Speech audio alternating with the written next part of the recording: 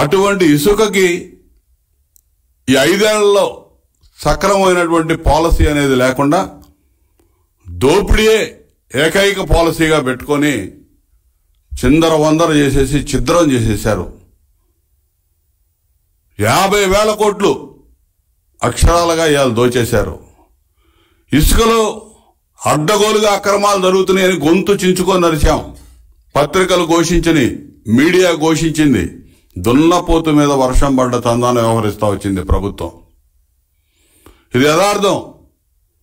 మొత్తం ఇక్కడ లోకల్గా ఉన్నటువంటి హైకోర్టులో కానీ, నేషనల్ గ్రీన్ ట్రిబ్యునల్లో కానీ, సుప్రీంకోర్టులో కానీ అనేక కేసులు దాఖలైన ఈ ఇసుక అక్రమ దందా మీద అడ్డగోలుగా వాదిస్తూ వచ్చింది ప్రభుత్వం. హైకోర్టులో ఏజీ అసలు ఇసుక తవ్వకాలే జరగట్లేదని చెప్పాడు.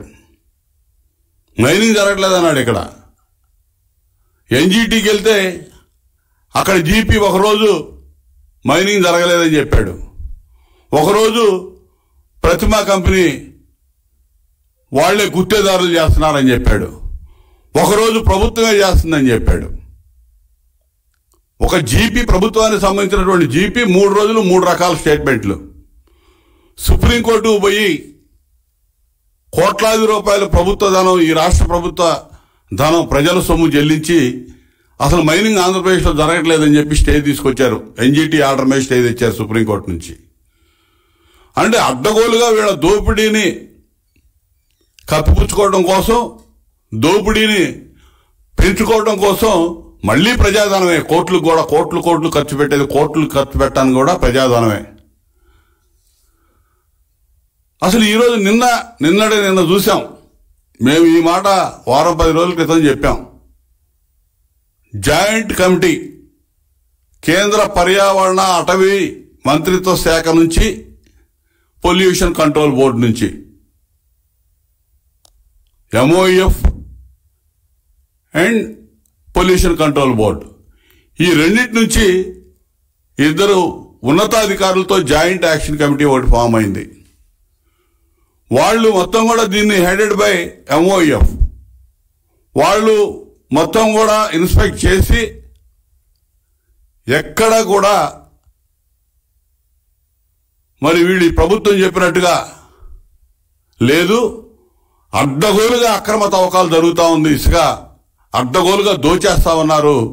పూర్తి ఆధారాలు గూగుల్ టేక్అవుట్స్ దగ్గర నుంచి ఇప్పటికిప్పుడు నిన్న మొన్న తీస్తున్నటువంటి ఫొటోస్ కూడా స్పష్టంగా సమయం, తేదీలుతో ఉన్నటువంటి ఫొటోస్ మొత్తం కూడా రిపోర్టు తయారు చేసి ఎన్జీటీకి సబ్మిట్ చేశారు నిన్న.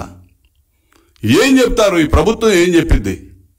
మేము ఎప్పటి నుంచో ప్రతిపక్ష పార్టీగా, తెలుగుదేశం పార్టీ ప్రధాన ప్రతిపక్ష పార్టీగా మా అధినేత చంద్రబాబు నాయుడు గారి దగ్గర నుంచి ప్రతి నియోజకవర్గంలో ఇసుక రీచ్ ఎక్కడైతే ఉందో అక్కడ మాన్యువల్గా మేము పార్టీ కార్యకర్తలకు వెళ్ళి ఎగ్జిబిట్ చేశాం. ఇదిగో జరుగుతుందని చెప్పి వాళ్ళు పెట్టినటువంటి భారీ యంత్రాలతో ఏ విధంగా దోస్తున్నారో చెప్పాం, చూపించాం. ఎవడు నిమ్మకు నీరెత్తినట్టు వ్యవహరించారు. అసలు ఎవడు మాట్లాడలా.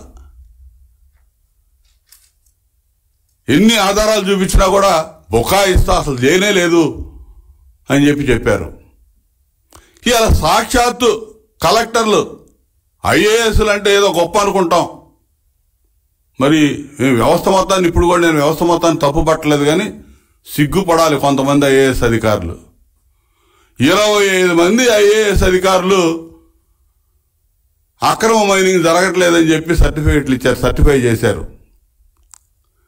ఇలా ఎంఓఎఫ్ జాయింట్ కమిటీ నిన్న ఎన్జీటీలో వేసినటువంటి రిపోర్ట్లో ఉంది. కలెక్టర్లు తప్పుడు రిపోర్టులు ఇచ్చారు, సబ్మిట్ చేశారు. మొత్తం ఒకే విధంగా యూనిఫామ్ గా ఒక ప్రొఫార్మా తయారు చేసుకొని సంతకాలు పెట్టినట్టుంది అని చెప్పారు. సిగ్గుపడాలి వీళ్ళు. ఆ కలెక్టర్లు ఎవరైతే ఉన్నారో 25 మంది కలెక్టర్లు ఏ విధంగా ఇచ్చారో అర్థం కావట్లా. రాజశేఖర రెడ్డి అధికారంలో ఉన్నప్పుడు ఆయన అధికారాన్ని అడ్డం పెట్టుకుని అడ్డగోలుగా దోపిడీ పాల్పడ్డందుకు జగన్మోహన్ రెడ్డి, దానిలో పాత్ర వహించినటువంటి 4-5 ఐఏఎస్లు జైళ్లకు పోయారు, లేదా కేసులు పెట్టించుకున్నారు. ఈ రోజున దీన్ని బట్టి చూస్తే కలెక్టర్ల 25 మంది రిపోర్టు ప్రభుత్వాన్ని సమర్థిస్తా ఇచ్చారంటే ఇవాళ మేము మాట్లాడేది కాదు. జాయింట్ కమిటీ రిపోర్ట్లో అటవీ మంత్రిత్వ శాఖ, పర్యావరణ అటవీ మంత్రిత్వ శాఖ, అదేవిధంగా పొల్యూషన్ కంట్రోల్ బోర్డు జాయింట్ గా ఇన్స్పెక్ట్ చేసినటువంటి రిపోర్ట్లో కలెక్టర్లు తప్పుడు రిపోర్ట్లు ఇచ్చారని చెప్పి సబ్మిట్ చేశారు. వీళ్ళందరూ కూడా రేపు శిక్షార్హులే, జైలుకు పోవడానికి అర్హులే వీళ్ళంతా. ఇంకా దీన్ని సమర్థించినటువంటి కార్యదర్శి హోదా, ప్రిన్సిపల్ సెక్రటరీలు, డైరెక్టర్స్, చాలా మంది అధికారులు ఉంటారు. ఇది ఒక ఇసుక సంబంధించే, ఇక మిగతా రంగాలకు పోతే ఇంకెంతమంది తేలుతారో తెలియదు. కానీ ఈ ఆంధ్రప్రదేశ్ రాష్ట్రంలో ఉన్నటువంటి ఐఏఎస్ వ్యవస్థలో ఎంతమంది జైల్లో పోవడానికి సిద్ధంగా ఉన్నాడో అర్థం కావట్లా దీన్ని చూస్తూ ఉంటే. అసలు ఏంటి, ఎటుపోతా ఉంది? ద్వివేది ఐఏఎస్ ప్రిన్సిపల్ సెక్రటరీ ఈ మైన్స్ ద్వివేది చెప్పాడు 1528 కోట్లు ఆదాయం వస్తుంది జేపీ వెంచర్స్ నుంచి అని చెప్పాడు. రూపాయి గట్ల వాళ్ళు రూపాయి గట్ల ప్రిన్సిపల్ సెక్రటరీ ఇచ్చినటువంటి స్టేట్మెంట్ ఉంది. రూపాయి గట్ల ఎందుకు చెప్తా ఉన్నానంటే 1100 కోట్లు ప్రభుత్వం జగనన్న కాలనీలకు ఇసుక దోలినందుకు అని చెప్పి హౌసింగ్ డిపార్ట్మెంట్కి 1100 కోట్లు చెల్లించిందండి. అదేవిధంగా 80 కోట్లు నాడు నేడు కింద స్కూళ్లు బాగు చేసినందుకు అని చెప్పి స్కూల్ ఎడ్యుకేషన్కి ఒక 80 కోట్లు చెల్లించారు. R&R కింద దాదాపు 50 కోట్లు వీళ్ళు చెల్లించారు ఎదురు జేపీ సంస్థకి. నవంబర్ నెల వరకు జేపీ సంస్థని అడ్డం పెట్టి దోచారు. ఇప్పుడు ప్రతిమ, జేసీకేసీ అనే సంస్థల రంగంలో దింపారు. ఏ పర్మిషన్ లేవు. అదే నిన్న చెప్తా ఉన్నారు వీళ్ళందరూ కూడా, ఈ జాయింట్ కమిటీ కూడా. పొల్యూషన్ కంట్రోల్ బోర్డు పర్మిషన్ లేదు. సియా గతంలోనే చెప్పింది ఆంధ్రప్రదేశ్ రాష్ట్రంలో అసలుకి అనుమతులు అన్ని రద్దు కాబడ్డాయి, అసలు వీళ్ళు తీయటానికి లేదు, ఈసీలు లేవు, ఈసీలు ఇచ్చేంత వరకు మీరు శాండ్ మైనింగ్ చేయొద్దని చెప్పింది సియా. ఇక 41 రీచీలకి అనుమతులు ఇచ్చింది సియా అని చెప్తా ఉన్నారు. కానీ వాళ్ళు ఇచ్చినా కూడా పొల్యూషన్ కంట్రోల్ బోర్డు అనుమతులు అయ్యి లేకుండా చేస్తా ఉన్నారు. ఎవరు చేస్తా ఉన్నారు? గుత్తేదారులు చేస్తా ఉన్నారు.